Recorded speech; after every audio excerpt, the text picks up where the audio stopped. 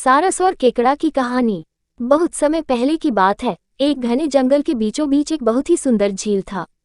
उस झील में बहुत सारी मछलियां और केकड़ा भी रहता था। वो सब बहुत खुशी से मिलजुल कर रहते थे। लेकिन हर रोज उस झील के किनारे एक सारस आकर मछलियां पकड़कर अपना पेट पूजा करता था। जब भी सारस झील किनारे आ पहुंचता तब सारे मछलियों के बीच भागा दौड़ी शुरू हो जाता था। ऐसे दिन बीतता गया। धीरे धीरे सारस बूढ़ा और कमजोर होने लगा। पहले की तरह वह शिकार भी नहीं कर पा रहा था। सारस बहुत दुखी होकर झील किनारे बैठ गया। सारस का ये हाल देखकर झील की मछलियां बहुत खुश हुई। सारे मछली सारस के सामने तैरने लगे, पर सारस ने उन्हें कुछ नहीं किया, सिर्फ बैठा रहा। ऐसे कुछ और दिन बीत गए। सारस को ऐसे एक जगह बैठा हुआ देखकर केकड़ा सारस के पास आया और पूछा, भाई, 2-3 दिन से देख रहा हूँ तुम यहाँ चुपचाप बैठे हो, एक भी मछली नहीं पकड़ा, खाना भी नहीं खाया, क्या बात है? केकड़े की बात सुनकर सारस फुट फुट कर रोने लगा। सारस ने कहा, क्या बताएं दोस्त, मैं बहुत ही दुखी हूँ। कुछ दिन पहले एक ज्योतिषी ने मुझे एक बात बताया कि बहुत ही जल्दी यह झील सूखने वाला है। बिना पानी के तुम सब कैसे जी पाओगे? तुम सब मर जाओगे। तुम लोगों की मुझे बहुत चिंता हो रहा है, इसलिए मैंने खाना पीना छोड़ दिया। केकड़े ने कहा, क्या बोल रहे हो?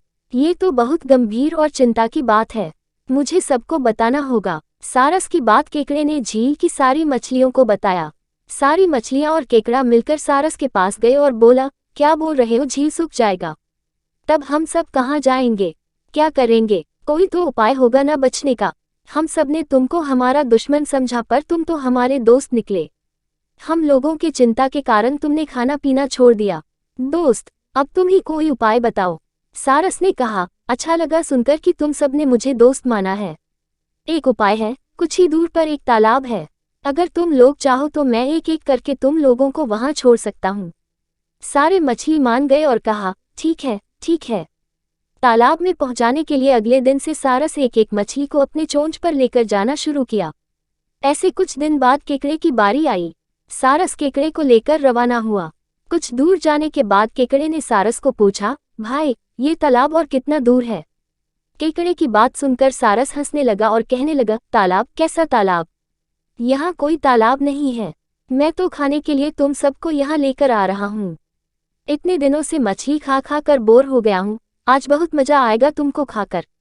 आसपास देखो, तुम्हारे सारे दोस्त की हड्डियाँ। अब तुम्हारी बारी है। ये बोलकर सारस एक बड़े से पत्थर पर आकर आ बैठा।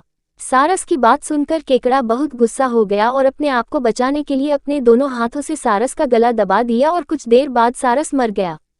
फिर केकड़ा अकेले झील वापस आ गया और बाकी मछलियों को सारस के चाल के बारे में बोला और कैसे उसने सारस को मार डाला ये भी बताया। सारे मछली बहुत खुश हुए और निश्चिंत होकर रहने लगे। इस कहानी से सीख। इस कहानी से हमें ये सीख मिलती है कि हमें हर काम सोच समझ कर करना चाहिए और किसी की बातों में नहीं आना चाहिए।